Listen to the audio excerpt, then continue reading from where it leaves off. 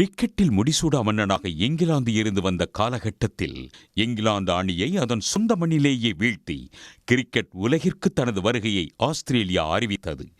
அன்று முதல் 2 ஆண்டுகளுக்கு ஒருமுறை இங்கிலாந்து ஆஸ்திரேலியா மோதும் ஆஷஸ் தொடர் கிரிக்கெட்டின் போராகவே பார்க்கப்படுகிறது.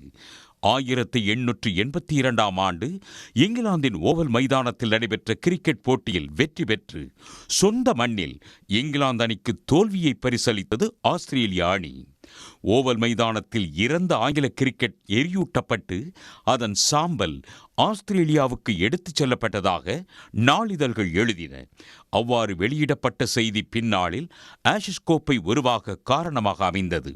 ஆஸ்திரேலிய அணி எடுத்துச் சென்ற சாம்பலை மீட்பதுதான் அப்போதைய இங்கிலாந்து அணியின் பணியாக இருந்தது. இதற்காக ஐவோ பிளைக் தலைமையிலான இங்கிலாந்து அணி ஆஸ்திரேலியாவுக்கு சென்றது. அப்போது மெல்பர்ன் கிரிக்கெட் கிளப்பின் தலைவராக இருந்த சர் வில்லியம் கிளார்க்கின் அழைப்பை ஏற்று விருந்துக்கு சென்ற இங்கிலாந்து அணியினர் அங்கே எஸ்டேட் தொழிலாளர்களுடன் கிரிக்கெட் விளையாடி வெற்றி பெற்றனர். அப்போது பெயில்ஸ் ஒன்றை எரித்து அதன் சாம்பலை வாசனை திரவிய குப்பியில் நிரப்பி இந்த சாம்பலையாவது எடுத்துச் செல்லுங்கள் என கேலியாக இங்கிலாந்து அணி வீரர்களிடம் கொடுத்துள்ளனர்.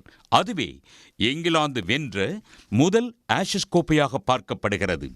ஐவோ பிளைக் மரணத்தை தொடர்ந்து அந்த ஆஷஸ் கோப்பை லார்ட்ஸ் மைதானத்தின் அருங்காட்சியகத்தில் வைக்கப்பட்டுள்ளது. ஐவோ பிளைக் பெற்ற குப்பியின் மாதிரி வடிவமே தற்போது வெற்றி பெறும் அணிக்கு கோப்பையாக வழங்கப்பட்டு வருகிறது.